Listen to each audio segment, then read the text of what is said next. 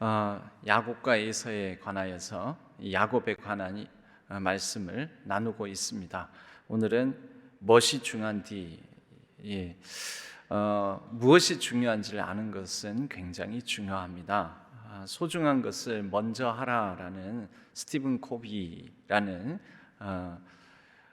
성공하는 사람들의 7가지 습관이라는 초 베스트셀러를 지은 자기 개발의 아주 유명한 강사분이 있습니다.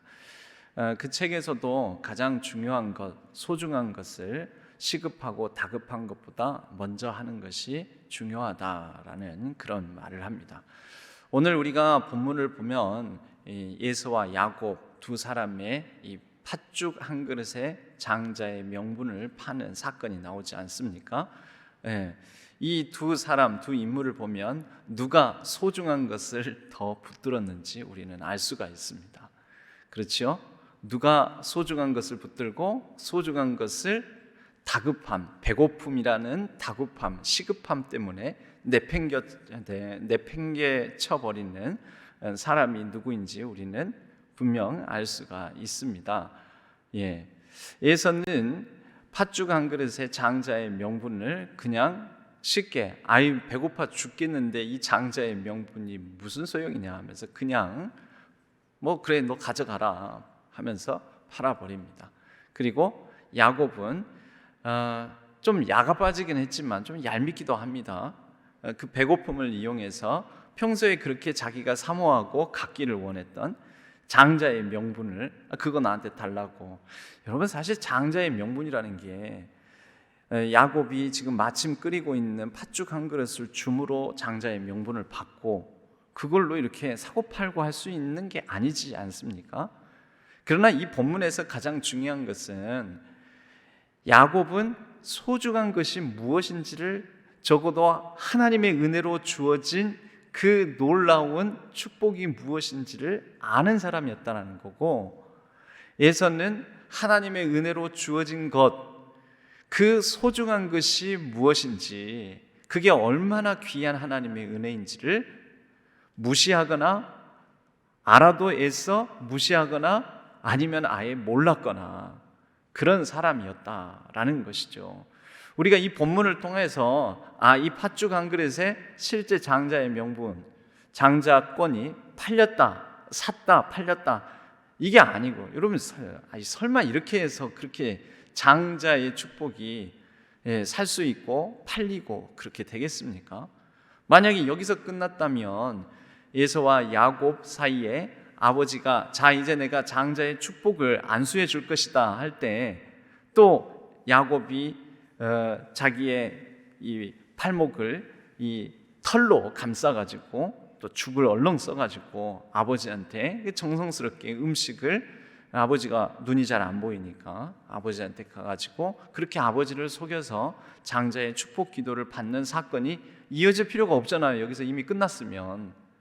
그러니까 이것은 실제적으로 장자의 명분, 장자의 축복이 거래가 되었다라는 것이 아니라 에서와 야곱이 인생, 삶을 살아가면서 어떠한 가치관을 가지고 무엇을 목적으로 두고 무엇을 가장 소중한 것으로 여기고 살았느냐, 그것을 보여주는 본문이다.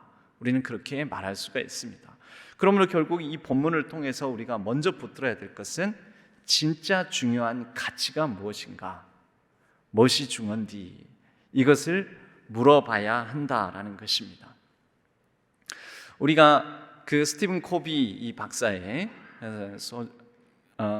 성공하는 사람들의 7가지 습관, 그리고 그 후속 책이 소중한 것을 먼저 하라라는, 바로 이 부분, 소중한 것을 먼저 하는 것이 너무 중요한 하니까 7가지 습관 중에 한 항목이거든요. 7가지의 이 습관에 해당되는 명제가 나옵니다. 근데 그 중에 하나가 소중한 것을 먼저 하라입니다. 그런데 이 부분이 너무 중요하니까 소중한 것을 먼저 하라라는 제목으로 책을 하나를 더 냈습니다. 후속책으로. 그런데 여기에서 핵심적인 것은 이것입니다. 사람마다 어떤 사람은 시계를 가지고 살고 어떤 사람은 나침판을 가지고 산다라는 것이죠. 시계를 가지고 살아가는 사람은 무엇을 보냐면 와, 급하다 급해. 지금 봐라, 시간이 얼마 없다. 급하다. 시간을 아껴야 된다. 늘 시계 중심적으로 살아간다는 거죠. 그래서 다급한 거 먼저 해야 된다. 그리고 뭔가를 하더라도 빨리 해치워야 된다. 결국 시계가 상징하는 것은 속도라는 거죠. 속도, 빠른 속도로 뭔가 다급한 것부터 먼저. 그런데 이에 대조적으로 나침판을 얘기합니다. 나침판은 뭘 나타내겠습니까? 나침판은 다급한 것보다도 중요한 것은 방향이다라는 거죠. 나침판은 방향을 가리킵니다. 방향. 그래서 늦고 더디더라도, 좀 천천히 하더라도, 뒤늦게 하더라도, 좀 더 다른 사람보다 뒤처진다 할지라도 중요한 것은 바른 방향을 지향하고 바른 방향을 향해서 살아가는 것이 더 중요하다. 그러니까 시계적 사람과 나침판적인 사람, 이렇게 나누어진다라는 것입니다. 여러분은 성향상 좀 어느 쪽에 좀 가까우십니까? 나는 시계적 성향을 가지고 있는지, 아니면 나침판적 성향을 가지고 있는지. 여러분, 우리 신앙생활은 그럼 뭘까요? 우리 신앙생활은 굳이 두 가지 중에서 하나를 고른다면 우리의 신앙생활이라는 것은 가능한 빨리 하게 되면은 천국도 빨리 갑니다. 예, 빨리 교회를 출석했으니까 이제 나오기 시작했으니까 내가 빨리 직분자도 빨리 되고, 빨리 항존직도 되고, 빨리 장로 되고, 빨리. 그럼 그게 중요할까요? 아니면 내가 더디더라도 하나님과의 바른 관계를 맺고, 사람들과 더불어 바른 관계를 맺고, 하나님의 말씀을 바르게 깨달아 알고, 하나님의 말씀에 입각해서 내가 바른 신앙생활, 바른 방향의 삶을 살아가는 것이 더 중요하겠습니까? 여러분, 우리 신앙생활에는 시계가 더 중요합니까? 나침판이 더 중요합니까? 우리가 이렇게 그 1년을 주기로 교회력, 그리스도력 해서 사순절을 보내고, 또 고난주간을 보내고, 부활절을 보내고, 성령 강림절을 보내고, 또 그렇게 이제 겨울이 가까워 오면서 대림절과 그리고 성탄절을 지키고. 여러분, 이 반복적인 과정을 통해서 우리는 뭘 하는 걸까요? 바른 방향, 예수를 바라보고, 예수 그리스도의 태어나심과 그리고 자라심과 고난당하심과 그리고 죽으심과 부활하심, 그리고 예수 그리스도의 승천과 그 이후에 성령 강림, 내가 가면 너에게 보혜사 성령님을 보내줄 것이다. 그런 성령의 계절을 이렇게 보내면서 우리는 예수 그리스도와 함께 살고, 예수 그리스도와 함께 고난에 동참하고, 그리고 부활을 맛보고, 또 예수 그리스도를 기다리고, 예수 그리스도께서 우리에게 약속으로 주신 성령을 기다리다가 성령을 받고, 성령에 대해서 배우며 성령의 인도하심을 따라 살아가는, 여러분, 이 과정들이 다 뭡니까? 결국 우리의 신앙생활, 인생의 걸음걸음에 바른 방향을 지향하는 과정들인 것입니다. 성령의 내주와 성령의 인도하심, 이게 뭡니까? 방향인 것이죠. 성령 하나님 빨리 인도해 주세요. 빨리. 여러분, 말씀 가운데도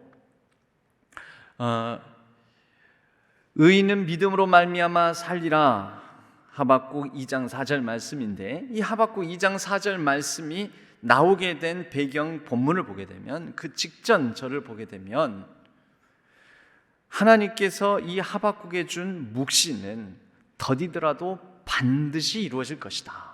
더디더라도 반드시 이루어질 것이니 이 묵시가 이루어지는 것을 기다리라. 그리고 기다리면 바로 그 기다리는 자들이 누구냐? 그들이 바로 믿음을 가진 의인들이라는 거죠. 그리고 그 의인들은 그 믿음으로 말미암아 살 것이다 라는 것입니다. 빨리 살 것이다, 지름길로 살 것이다 라고 말씀하시는 게 아니라, 더디더라도 이 말씀이 실현되고 이루어지는 역사의 방향, 역사를 주관하시는 하나님의 말씀은 반드시 이루어질 것이다. 여러분, 이게 우리의 신앙생활이고 이것이 우리의 믿음인 것입니다. 그런데 에서와 야곱을 비교하자면 여러분, 에서는 어떻습니까? 지금 배가 고파요. 오늘 말씀에 보면 30절에 야곱에게 그가 들로 막 사냥을 하러 뛰어다니다가 돌아와서 너무나 피곤하고 배고프고 지치고 고난 상태에서 30절 말씀에 보면 내가 피곤하니 그 붉은 것은 팥죽이죠. 붉은 것을 내가 먹게 하라. 32절에 보니까 에서가 이르되 내가 죽게 되었으니 이 장자의 명분이 내게 무엇이 유익하리요? 다 죽게 생겼는데 일단 배고픔을 면하고 일단 사는 게 중요한데 이 장자의 명분 따위가 뭐 중요하겠냐? 야곱이 그 틈을 이용해서 31절 말씀에 형의 장자 명분을 오늘 내게 파시오 라고 말하니까 야, 다 죽게 생겼는데 이까짓 거 뭐가 중요하다고? 그래, 너 가져가라. 그래서 야곱이 잘 걸려들었다. 맹세하세요. 그랬더니 에서가 맹세를 하고 장자 명분을 야곱에게 맹세하고 판 거죠. 팔고 아마 요즘 애들 하는 그런 걸로 보자면은 자, 도장 찍고 뭐 복사하고 뭐 이런 거 있잖아요. 그죠? 예. 그리고 서명하고 복사하고 애들 이렇게 도장 찍고 서명하고 복사하고 뭐 이렇게 아이들끼리 이렇게 약속할 때 하잖아요. 아마 그런 거 했을 것 같아요. 그런 비슷한 거 맹세하고 장자의 명분을 팔고 그리고 나서 한 번 더 얘기합니다. 한 번 더 야곱이 이르되 오늘 내게 맹세하라니 에서가 맹세하고 장자의 명분을 야곱에게 판지라. 34절에 그 장자의 명분을 에서가 어떻게 생각했는지를 성경은 한 번 더 얘기를 하는데요. 그래서 떡과 팥죽을 에서에게 주매 에서가 먹고 마시고 일어나 갔고 먹고 마시고 일어나 갔고. 여러분, 이거 중요합니다. 이거 동그라미 한번 딱 쳐놓는 게 중요합니다. 에서의 삶을 요약해서 보여준 거예요. 에서의 인생의 삶, 에서의 인생 전체를 한번 요약해서 말하면은 동사 4개로 끝나요. 동사 4개. 먹고 마시고 일어나고 갔고. 먹고 마시고 일어나 갔고. 우리가 흔히 인생을 이렇게 표현하긴 하죠. 생로병사. 태어나서 늙고 병들고 죽는다. 먹고 마시고 일어나 갔고. 인생 요약하면 이런 거잖아요. 근데 에서는 딱 그 정도만 했다라는 겁니다.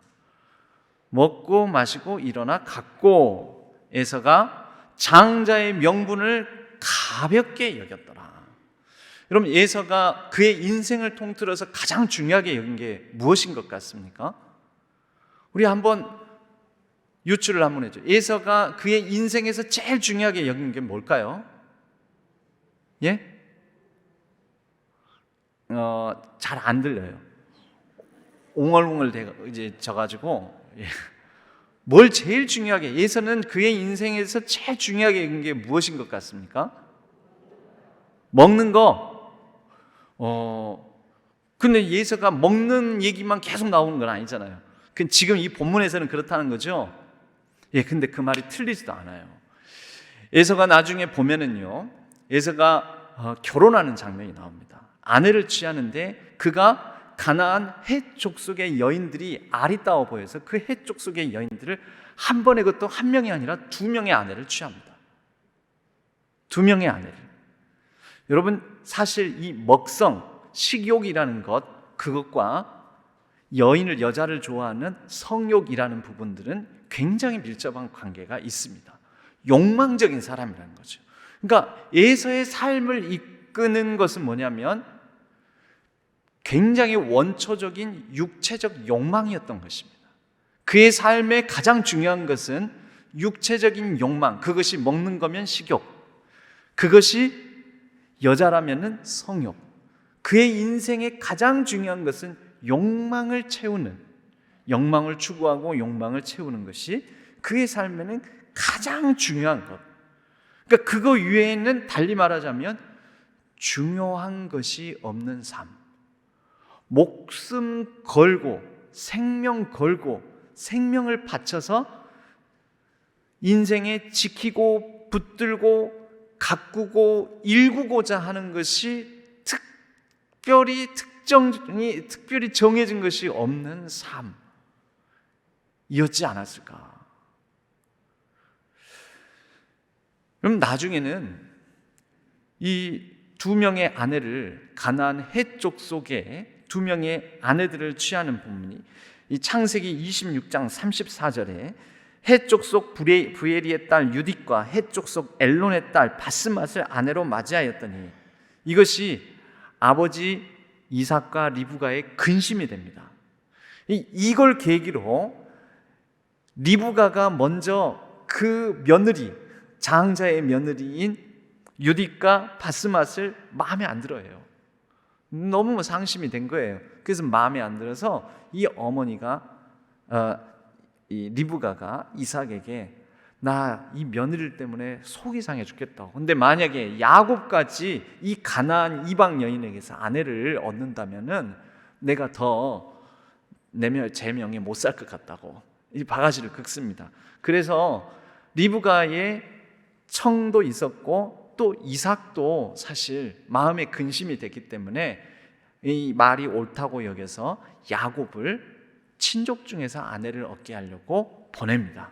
어디로 보냈냐면 여러 가지 명분이 있었죠. 근데 보통 우리가 이 장자의 축복을 뺏음으로 인해 가지고 흔히 도망갔다라고 얘기하는데 구체적으로 직접적으로 야곱이 집을 떠나게 된 것은 그 야곱의 장자의 축복 기도를 받고 난 직후에 그냥 떠난 게 아니고 사실은 명분은 이방인의 아내를 맞이한 에서로 인해서 부모님이 근심하여 그 동생인 야곱까지도 이방인 땅에서 이방인의 아내를 맞이하면 안 되겠다라는 위기감이 발동해서 야곱을 좋은 명분을 가지고 삼촌 라반의 집에 가서 바로 그 혈족 중에서 아내를 구해라라고 보내는 것입니다.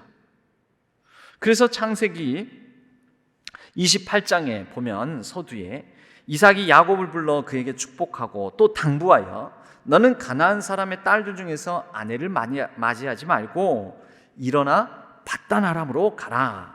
거기에 내 외조부 부두엘의 집에 이르러 거기서 내 외삼촌 라반의 딸 중에서 아내를 맞이해라. 근데 에서가 이 얘기를 들었어요. 그러니까 부모님이 자기가 동시에 한꺼번에 취한 이방인 아내 유딕과 바스맛을 기뻐하지 않는다는 것을 느끼고는 또 부모에게 상의도 안 하고 지 마음대로 혈족 딱 거기에 꽂힌 거죠. 자기 마음대로 자기 하고 싶은 대로 이스마엘의 딸들 이스마엘의 자손 가운데서 아내를 또 맞아옵니다. 그것이 마할랏이라는 아내를 창세기 28장 8절 9절에 나옵니다. 그때 이렇게 나오죠. 에서가 또 본즉 가나안 사람의 딸들이 그의 아버지 이삭을 기쁘게 하지 못하는지라. 이에 에서가 이스마엘에게 가서 그 본처들 외에 아브라함의 아들 이스마엘의 딸이요 느바요의 누이인 마할랏을 아내로 맞이하였더라. 본처가 누굽니까?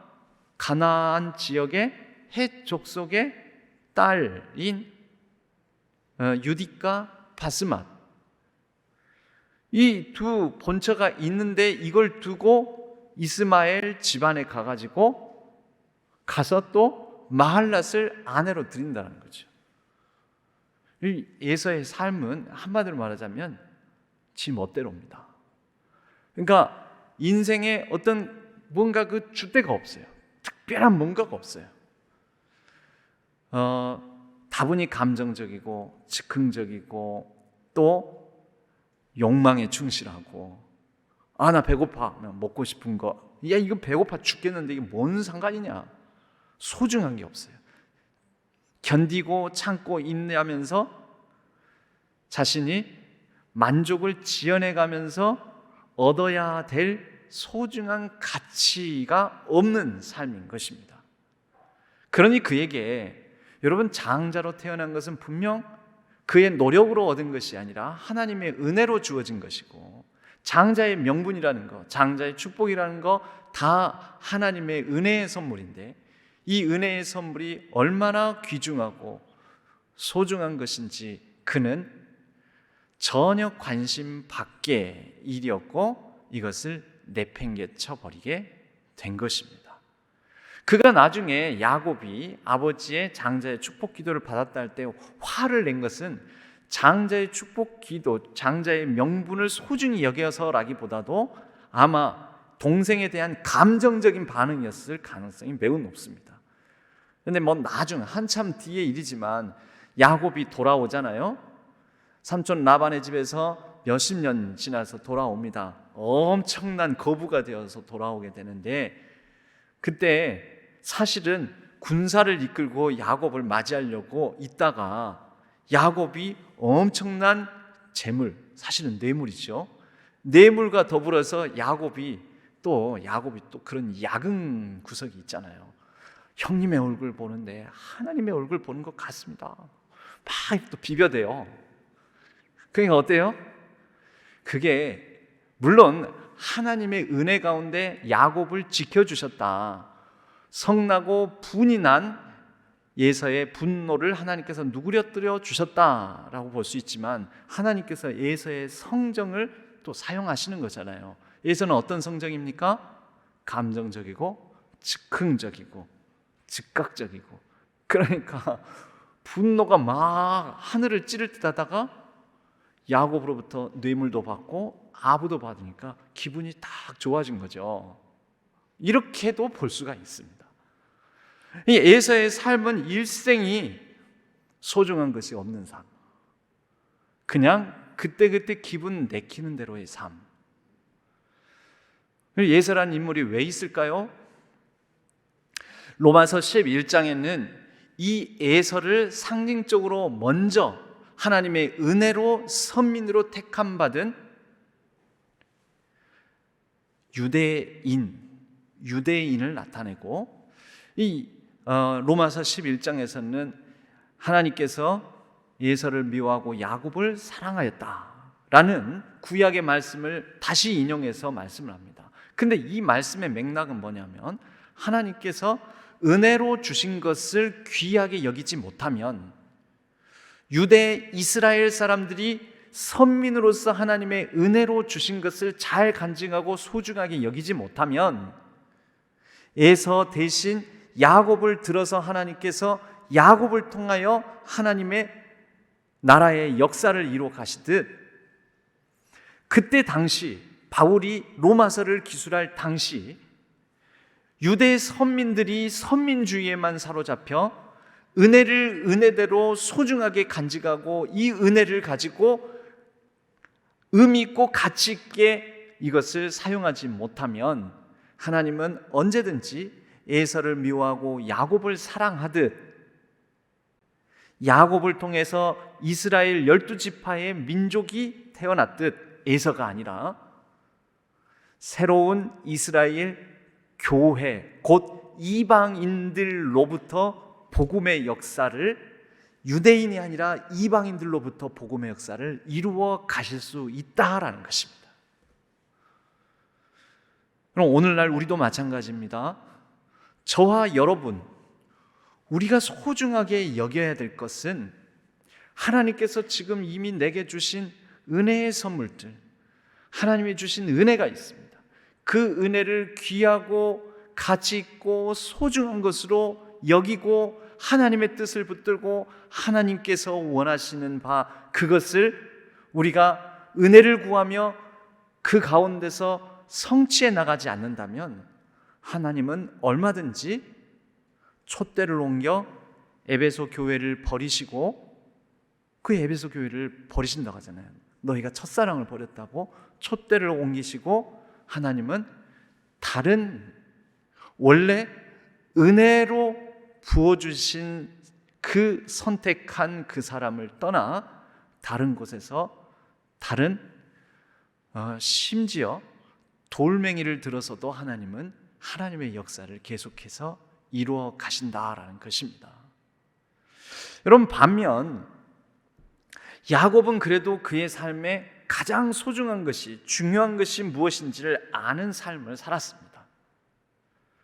그래서 그는 어떻게든지 간에 형이 노력이 아닌 그냥 태어나면서부터 거저받은 그것을 너무 귀한 것으로 알아서 저거 내가 가졌으면, 내가 받았으면, 내가 장자의 축복을 얻었으면 하는 그런 마음에서 기회를 엿보다가, 여러분, 이 기회가 그냥 나오는 게 아니죠. 이 본문의 이 타이밍이 그냥 오는 게 아니죠. 그런 생각을 늘 하고 저 소중한 장자의 축복을 내가 어떻게 형으로부터 받을 수가 있을까? 가져올 수가 있을까? 이거 아마 맨날 고민했을 것입니다. 그러다가 때를 만나 이 기회를 잡아서 이때 배고픔을 이용해 형으로부터 이것을 받아내게 된 것이죠. 적어도 야곱은 그의 삶에서 가장 중요한 것이 무엇인지를 아는 그런 삶을 살았다라는 것입니다.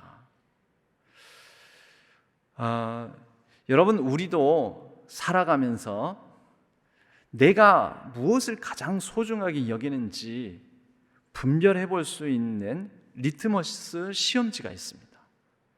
테스트. 뭘로 우리는 알 수가 있느냐?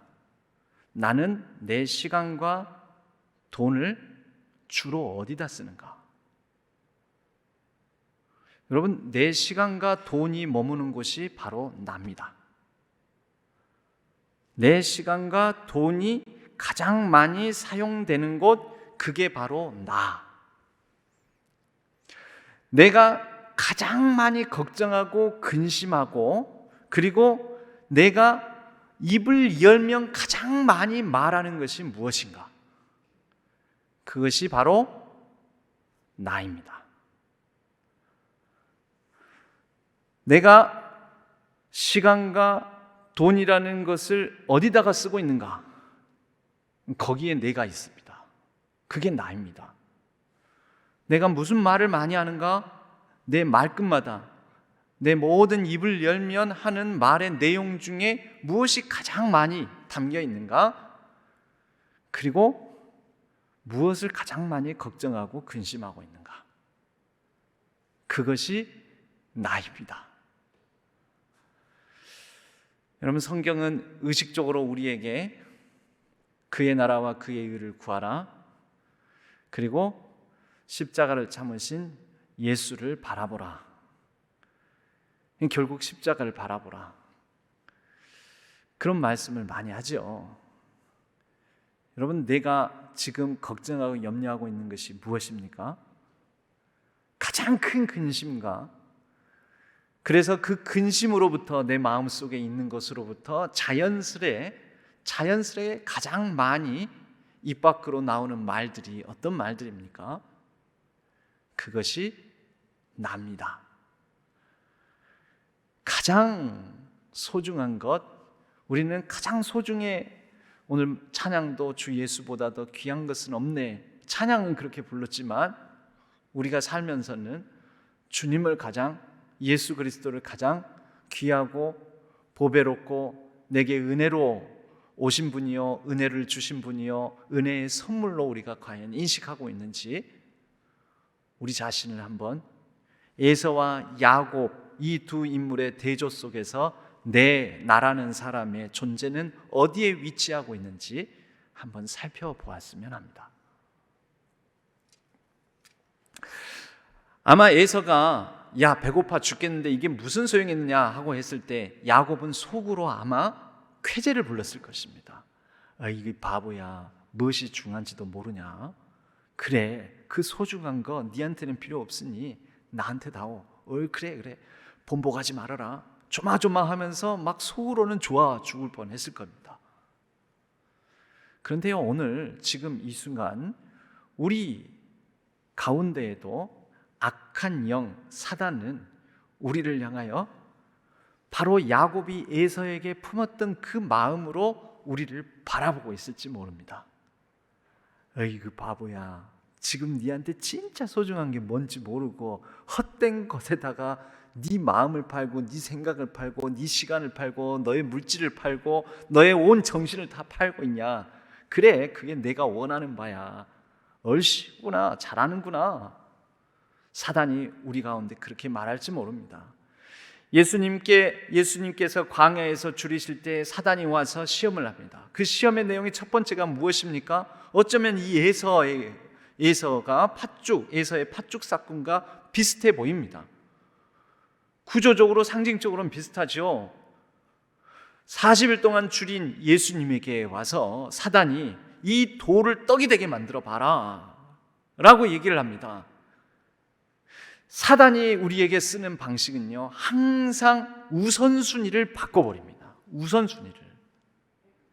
하나님께서 우리에게 원하시는 건 뭘까요? 그럼 반대로 무엇이 중요한지 이것을 물어보면서 우선순위를 바꾸지 말고 소중한 것을, 가장 귀한 것을 귀한 것으로 여겨라.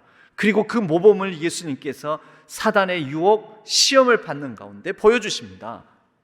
돌이 떡이 만드는 거예요. 여러분, 예수님께서 떡이 중요하지 않다고 하시는 걸까요? 먹고 사는 건, 그런 건 다 중요하지 않아. 만약에 예수님께서 먹고 사는 게 중요하지 않다면 갈릴리 해변가에서 사람들을 5,000명을 먹이시는 일을 안 버리셨겠죠. 가나의 혼인잔치에서 물이 포도주가 되게 만드는 기적을 행하지 않으셨겠죠. 예수님은 먹는 것 중요시 여깁니다.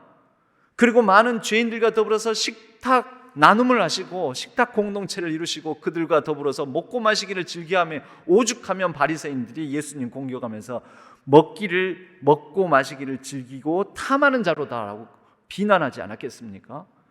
예수님은 먹고 사는 문제를 필요 없다, 중요하지 않다라고 말씀하시지 않습니다. 그러나 사탄의 시험을 받는 그 장면에서 예수님께서 보여주시고 말씀하신 것은 뭐냐면 무엇이 더 중요한지를 알라라는 것입니다. 떡보다 하나님의 말씀이, 하나님의 은혜가 하나님으로부터 나오는 모든 것이 더 중요하다라는 것을 예수님께서 사단의 유혹을 물리치시는 장면에서 가르쳐 주시는 겁니다. 사단을 향하여서 사람이 떡으로만 살 것이 아니요, 하나님의 입에서 나오는 모든 말씀으로 산다. 무엇이 더 소중한지 우선순위를 뒤바꾸고자 하는 사단의 유혹, 시험, 전략을 예수님께서는 더 소중한 것이 무엇임을 강조하시면서 결과적으로는 하나님의 말씀, 하나님의 은혜도 붙들고 그 하나님의 은혜를 붙드는 가운데 나오는 능력으로 떡도 취하는 삶을 사셨다라는 것입니다. 무엇을 먹을까, 무엇을 마실까, 무엇을 입을까 염려하지 말라. 이미 하늘 아버지께서 이 모든 것이 있어야 할 줄을 아시느니라. 그러니까 예수님의 하신 말씀은 계속해서 우선순위, 소중한 것이 무엇임을 자각하고 인지하고 그것을 먼저 붙들고 살아가라라는 말씀입니다. 여러분, 이렇게 보면 야곱이 굉장히 에서에 비해서 훌륭한 것 같아 보이죠. 그런데 야곱도 문제는 있습니다. 야곱이 놓친 게 무엇입니까? 야곱이 은혜가 얼마나 소중한 것인지, 즉 은혜가 뭐냐면 형 에서에게 거저 값없이 준 장자라는 축복이, 그 장자의 명분이 은혜 아닙니까? 에서가 언제 노력했어요? 노력한 거 없죠. 선천적으로 타고난 거죠. 이 하나님의 은혜가 얼마나 귀중한 것인지, 은혜가 얼마나 소중한 것인지를 알았으나 야곱의 문제는 뭐냐면 그 은혜가 자신에게 주어지기까지 하나님의 이미 주신 약속의 말씀이 있으므로 그 약속의 때를 기다리고 있는 기다림이 없었습니다. 여러분, 기다림의 다른 말, 특히 믿음을 가지고 신앙인들이 기다리는 것을 보고 뭐라 하냐면 그것이 바로 믿음입니다. 더디더라도 반드시 이 묵시는 이루어질 것이다. 그럼 이 말씀을 붙드는 자는 그 다음 뭐랄까요? 믿음으로 기다리는 거죠. 믿음으로 기다리고 믿음으로 인내하고, 형의 그 약점, 배고픔을 견디지 못하는 형의 그 약점을 파고들어서 그 틈을 이용해서 어떻게든지 간에 성취해 보려고 야가 빠진 야곱. 우리 성경은 야곱이 훌륭하다, 에서가 못났다, 또는 이런 점에서는 에서가 훌륭하다, 야곱이 훌륭하다, 이런 얘기를 하지 않습니다. 두 사람 다 연약하고 부족하다라는 것을 말씀합니다. 그리고 성경은 우리에게 그러나 에서는 에서대로 연약함과 부족함이 있으나 그러나 그 에서를 정녕 영원히 버리신 게 아니라 그 에서의 족속, 그 민족을 하나님께서 붙드시고 은혜를 베푸시지 않습니까? 야곱이 훌륭하다, 훌륭해서 야곱이 이런 축복을 얻었다, 성경을 그렇게 읽으면 잘못 읽은 것입니다. 우리 성경은 그렇게 말하지 않습니다. 야곱은 이렇게 야가 빠지고 하나님의 때를 기다릴 줄 몰랐다. 그러나 야곱이 그래도 하나님의 은혜를 귀한 것으로 여길 줄은 알았다. 그런 야가 빠진 야곱, 부족하고 연약한 야곱, 그러한 야곱을 붙드시는, 자격 없는 야곱을 붙드시는 하나님의 은혜가 있지 아니하냐. 그러므로 우리에게 주시는 진정 성경이 말씀하시는 본 뜻은 우리도 하나님의 은혜를 붙들며 은혜를 가장 귀한 것으로 하나 그 은혜 가운데 머물며 그 은혜 가운데 하나님의 때를 기다리며 믿음으로 오늘 주어진 삶을 하나님의 은혜와 함께 동행하는 삶을 살라라고 권면한다라는 것입니다. 그 심리학 실험 중에 마시멜로 실험이라고 있습니다. 들어보신 적 있습니까? 마시멜로 실험. 마시멜로 이야기라는 책으로도 나왔었는데요. 이 마시멜로 실험이 최근 한 4년 전에 갱신이 됐어요. 그래서 1960년대 행해졌던 실험인데 이 실험이 다소 이 결과가 조금 바뀐 면이 있습니다. 그러나 변하지 않는 부분이 있는데요. 마시멜로 실험은 뭐냐면요, 마시멜로, 다시 말해서 아이들이 좋아하는 초콜릿으로 생각해도 됩니다.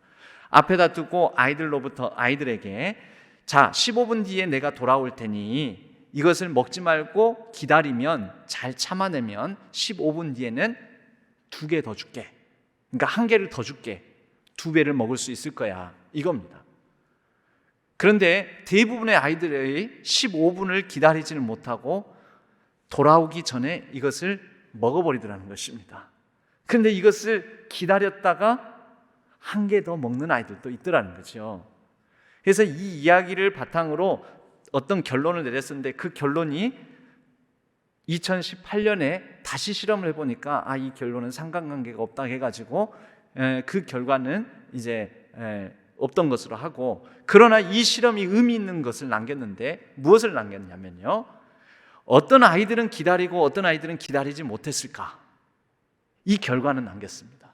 어떤 아이들이 기다리느냐, 이 실험은 우리나라 나이로는 한 4살에서 5살 사이의 아이들에게 했던 실험입니다. 가장 먹을 거, 본능에 충실할 때 무엇이 맛있고 무엇이 달고 좋은 것인지 아는 그 나이 아닙니까? 식탐이 가장 셀 때.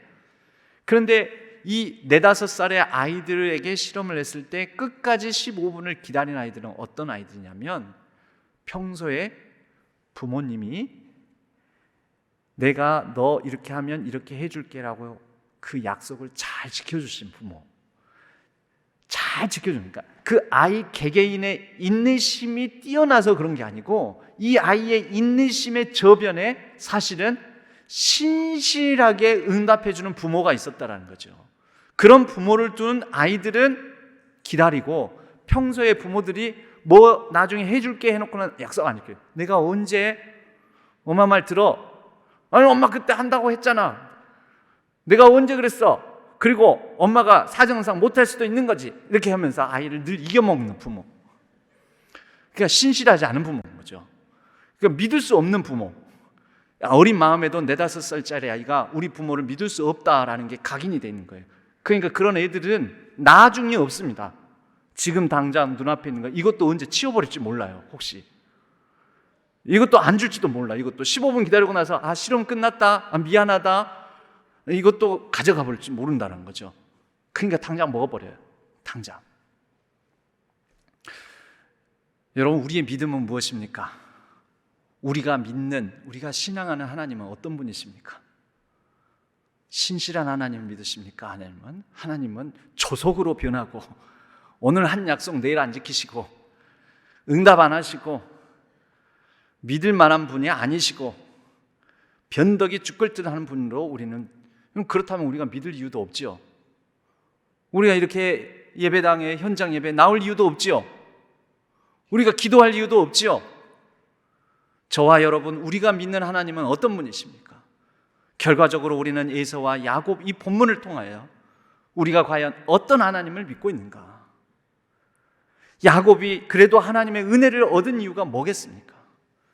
야곱이 그래도 여러 연약함과 부족함이 있고 야가 빠지고 교활하고 사기성이 농후하고 하지만, 그러나 그에게 그래도 아주 겨자씨만한 믿음 하나가 있으니, 그 믿음은 하나님은 신실하시다, 하나님께서 분명 그를 붙드실 것이다, 그거 하나, 그 은혜를 은혜로 알고 놓치지 않았다라는 것입니다. 사랑하는 우리 신안의 성도님들, 저와 여러분이 믿는 하나님은 조속으로 바뀌고 내가 언제 그랬어? 라고 말하는 그런 아버지, 그런 부모가 아니십니다. 우리 하나님은 우리에게 신실함으로 응답하시고 반드시 기다리는 자에게 하나님의 약속을 이루어 주시고 우리의 삶에 동행하시고 더디더라도 하나님의 묵시, 약속의 말씀을 우리의 삶에 반드시 온전히 이루어 주시는 믿을 만한 신실하신 하나님이신 줄로 믿습니다. 그 하나님을 붙들고 그 하나님의 은혜를 우리가 가장 귀한 것으로 아는 신실한 또한 우리 모든 신안의 성도님들 되시기를 주님의 이름으로 간절히 축복합니다.